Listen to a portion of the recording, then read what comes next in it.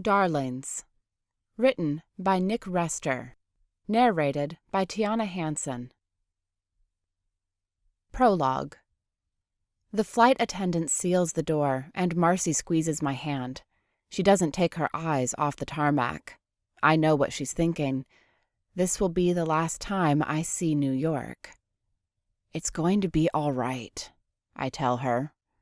Her voice is far away. I'll be dead before we land. I touch her chin and she looks at me, but her eyes are glossy. It will work this time, I tell her. Things will turn in our favor. The engines fire on and whatever she said is drowned out. If the miracle drug doesn't work, Marcy will be dead in 2 hours. If the miracle drug doesn't work, I'll be dead in 3 weeks. And who will be waiting for us when we land? More paparazzi? I lean on her shoulder and smell her skin. She smells like smoke. My throat tenses and the anxiety rushes over me as I realize this really could be our last moments together. I squeeze her hand and know she's thinking the same thing. When we land, who will leave this plane? In 3 weeks, I'll be 22, and my time will be up. No iris has made it past their expiration date. I could be among friends right now. I could have stayed in Los Angeles and spent the last months with my family. But I never would have met her. Marcy darling. My Marcy.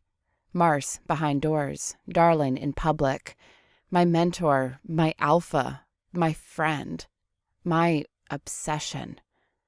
The only other living iris. The last of our kind. We are Siberian tigers going extinct together at 600 miles an hour. Take a picture. We won't last long. Just 8 months ago, Marcy's letter showed up in my P.O. box. I could never accept mail to my apartment. Too many creepy iris stalkers sending suicide notes and love letters. I knew it was her as soon as I saw the Darlings logo. A capital D and its reflection. As recognizable as the Nike symbol. The handmade stationery was spritzed with Marcy's perfume. It read, Dear Faye, the Darlings request your presence at PS 111 in 1 week's time. Evening, 7:30. I dropped out of college and broke the lease on my studio apartment. I was leaving Los Angeles, headed for a foreign city to spend my final days with the last members of my generation. Thinking back, I couldn't tell you why I was so impulsive. I should have been planning my funeral, making final arrangements, writing a will for all the shit I don't have. It sounds stupid, but all I can think of is Marcy's perfume. That lingering sweetness that would fade with time. I didn't come to New York to become famous. Obviously, I knew who Marcy was. She and her brother Day have been household names since their birth. Their black father and white mother created 2 caramel-skinned, perfect babies.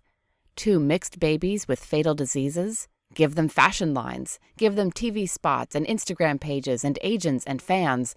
So many fans. There were 20 children born with the iris disease, and the Darlings twins were undoubtedly the most famous. I never wanted fame. My parents had intentionally kept me out of the limelight, and I was okay with that. But when the cheerleader asks the mathlete to prom, he doesn't think of an excuse. My clock is ticking, Marcy says, stirring me from my thoughts. Do you wish things had been different?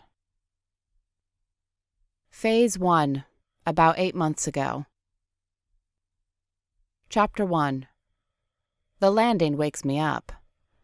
Welcome to J.F. Kennedy Airport. The local time is 6:48 p.m. and the temperature is a brisk 38 degrees with chance of snow.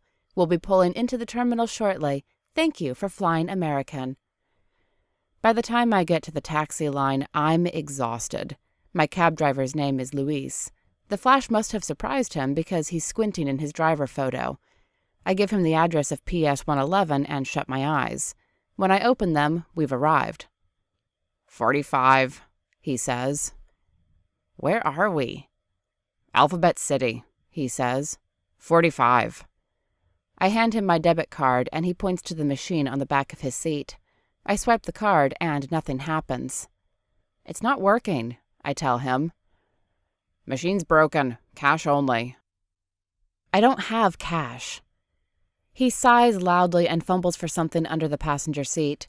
When his hand appears in the divider window, I see a phone with a credit card attachment. I thought it was broken, I say. He doesn't respond. It asks me how much to charge the card, and I enter $55 as the amount. Receipt?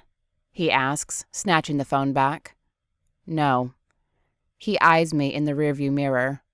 Most tip 18% in cash. I'm not most. His eyes dart from my left eye, blue, to my right eye, green. I can tell he wants to ask. They always want to ask. Before he can, I get out of the cab. In front of me stands a 3-story red brick building with a basketball court in the front yard and a huge cast-iron gate. PS 111 is written in yellow paint above the faded blue doors. At one point, it had been a public school, and by the look of it, not too long ago. I get my bag out of the trunk, and the cab drives away before I can close it. A light rain is falling, and I hurry across the basketball court and up the steps. I give a hard knock. There's no answer. It's unlocked, so I let myself in. Hello? I call. While the exterior of the school has been left the same, the inside is totally remodeled. It looks like a hotel lobby from the turn of the century. I recognize the architecture from my Intro to Art class. It's early 20th century French. I couldn't tell you the name of the architect, but I know the style is Art Nouveau. The floor is dark mahogany and the walls are white with floor-to-ceiling Banksy murals. I have the same girl with a balloon in my apartment, except mine is a cheap poster and this looks like the real thing. Did they hire Banksy? Can you hire Banksy? Twisted gold Degas' ballerina statues adorn the spiral staircase in the room center. There are 5 black doors on either side of the hall. Frankie, John, Jen, Jinho, Casey, Stefani, Brandon, Marcy, Day, and the last door is blank. The door marked Frankie opens, and a girl steps out in Lululemon yoga pants and Ugg boots. She's the definition of gaming, thin and boyish with auburn pixie hair. She isn't wearing anything under her "my dad's a surgeon" tank top, though there isn't much to cover. Frankie notices me and calls, "You're early," in a cute southern twang. I check my watch. It's still on LA time. What time was I supposed to get here? I reply. She looks confused. Y'all are here for tonight's party? I don't know, I tell her. The message didn't say. She purses her lips and crosses the hall. With the hall being so large, this takes a good awkward minute. When she finally reaches me, she leans in far too close and looks me up and down. My heart pounds and I feel a little sick. She has freckles on her nose. I try not to breathe. Should have gotten gum at the airport. How's my breath? She stops her search when she sees my eyes. Hot damn, she gasps. You're the last one, aren't you? I realize we're looking at each other's eyes. This is the first time I've met another iris. It's eerie seeing the heterochromia iridius in another person. Her left eye is brownish red, like her hair, and the right is a lime green. Do I really look like that? I break the silence by offering a hand. I'm Faye. Faye? She laughs. That's a girl's name. I have an Aunt Faye. Did your mom hate you? It's a nickname. You kind of look like a girl, she continues. Do you like boys? Are you gay? What's your full name? She's still looking from one eye to the other like they might change colors. I glance away and she giggles. Frankie yells, Steph, come here and meet Aunt Faye. Another door opens and Stefani pokes her head out. Didn't Mars say no family? She calls. She's in a black bikini, tall and thin. Her pale skin clashes with her inky hair. She's just as striking as Frankie, albeit in a totally different way. The best way I can describe the Iris Girls' features is like walking through the rooms of an art gallery, seeing how different artists interpreted female beauty, or perhaps the same artist in different phases of his life. Their striking features are not up for debate. Beauty is not in the eye of the beholder in this case. It is universal, and it is true. I realize I haven't been talking. Hey, I say, offering a hand. Stephanie, like Frankie, doesn't shake it. "Who's this?" Stephanie asks, looking me over. "Party's at 9. I lower my hand and wait for Frankie to answer for me. "He ain't here for the party," Frankie says. "He's the guy." "Aunt Faye?" asks Stephanie, putting a hand on her hip. "I'm Faye," I say, just Faye. F-E-Y. It's a nickname. Frankie scrunches her nose. "What's your full name?" "It's worse than the nickname," I tell her, feeling my cheeks redden. "Isn't he pretty?" asks Frankie, pinching my chin. "Like a girl, huh?" "Can we stay on topic?" asks Stephanie. Frankie ignores her. "Which one of your parents picked the name?" Does she ever stop asking questions? "My dad," I tell her, then add, "I think." "That explains it," says Frankie, matter-of-factly. "Your parents are still together?" "No." "That explains that." "Explains what?" asks Stephanie. Frankie laughs. "His name." Stephanie shakes her head. "What's his name?" "Faye," I yell. Stephanie laughs. "That's a girl's name." Stephanie leans so close I can feel her hot breath on my face. Haven't they heard of personal space? She also has heterochromia, the same colors as Frankie's, but a little greener in the left eye. "The hell?" she asks, staring into my eyes. "Those are fake." "Nope," says Frankie. "He's the last iris. I've heard of him." Stephanie doesn't buy it. "I remember him having a weird name, but come on. Faye?" "I get it," I say. "My name's weird." Frankie's face lights up. "We're making him uncomfortable, Steph. Want to go skinny dipping with us, Faye?" A door slams in the hall.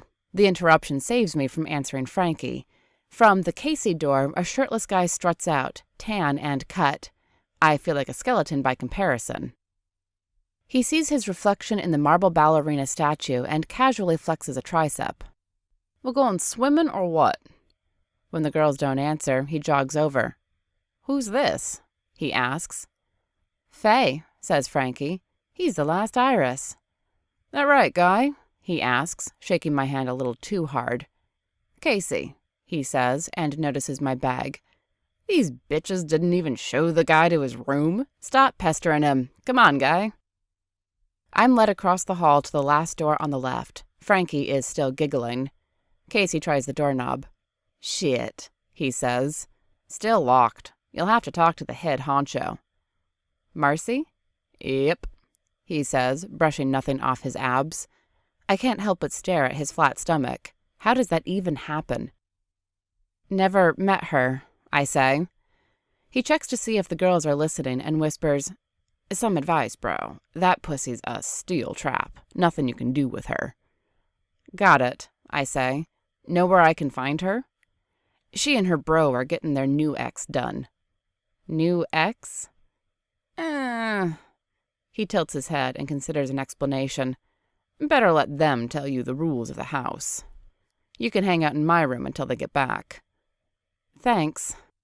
We enter his suite.